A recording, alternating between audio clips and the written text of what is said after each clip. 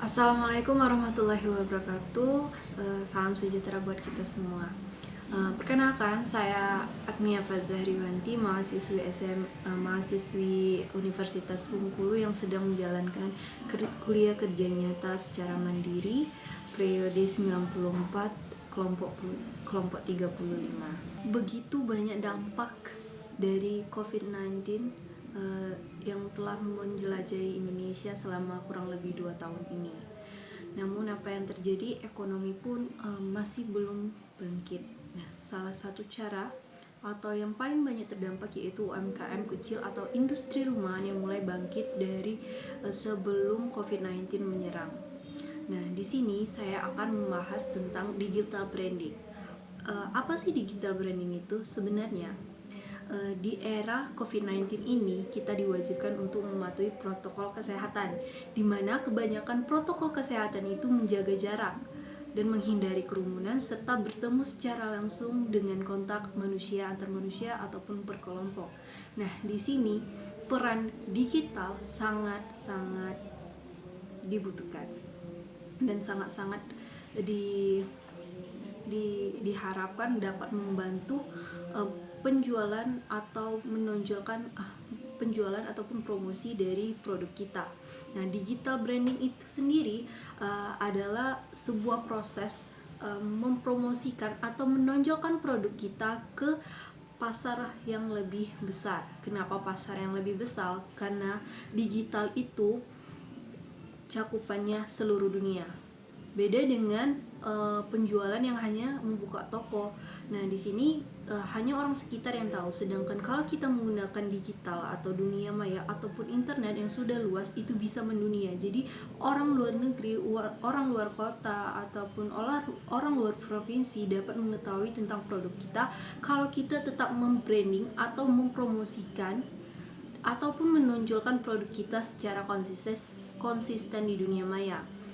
Digital branding ini bisa dilakukan dengan WhatsApp ataupun Instagram, biasanya untuk ibu-ibu yang ibu-ibu rumah tangga. Nah, kontennya itu harus dibuat semenarik mungkin. Nah, ada strategi dari digital branding ini. Strategi dari digital branding ini ada pertama, kita harus menonjolkan identitas kita. Tentu, apa sih yang membuat produk kita itu beda dari produk yang lain?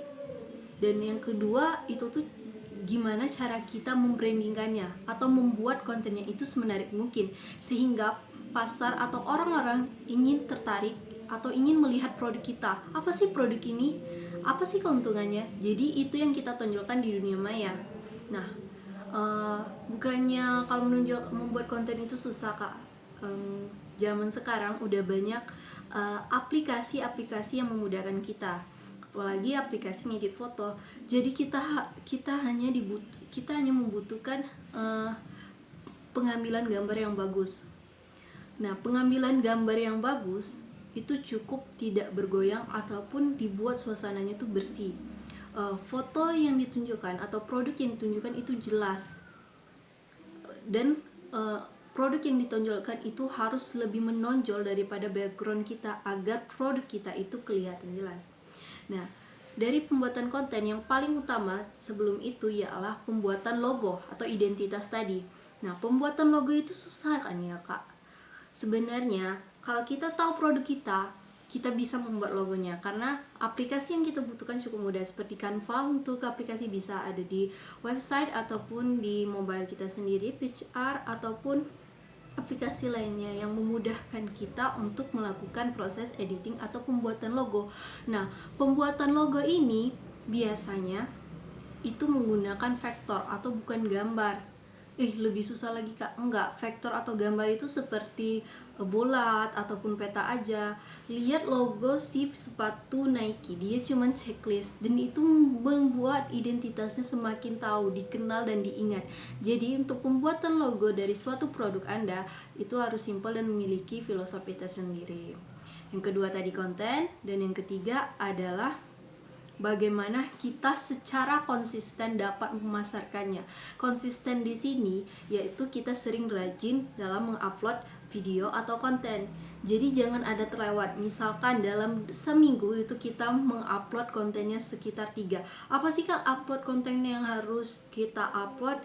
Apakah itu harus video? Enggak juga. Yang penting itu tuh berinformasi atau bermanfaat bagi si penglihat dari pengunjung dari sosial media kita seperti Instagram. Kan Instagram itu susah nyari followersnya ya, tapi kan kalau kita konsisten dan menggunakan hashtag ataupun terus menerus upload, itu bakal meningkatkan postingan kita itu meluas, karena algoritma dari si Instagram itu sering upload, maka intensitas akun kita itu akan naik. Apalagi banyak yang komen ataupun like, itu banyak yang naik. Jadi jika konten kita bagus dan bermanfaat, pastinya banyak yang like ataupun komen, walaupun itu dari followers luar ataupun belum follow. Jadi kan orang-orang itu tertarik dengan produk kita dan ingin mengikuti produk kita, sehingga nantinya akun Instagram kita itu mulai banyak bertambah followersnya, sehingga pasaran dari si produk ini makin luas. Itulah dapat menjangkau dari luar kota, luar provinsi, bahkan luar negara.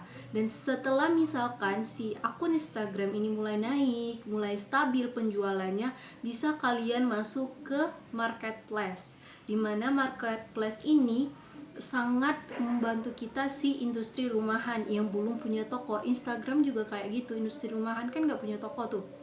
Jadi cukup memanfaatkan platform sosial media, kita sudah bisa menjual dan mempromosikan kita dengan jangkauan yang luas.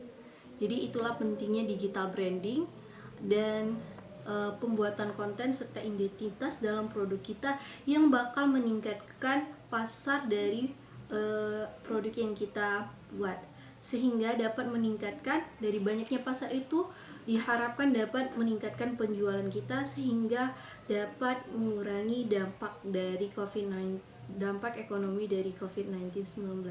Semoga konten ini bermanfaat. Assalamualaikum warahmatullahi wabarakatuh.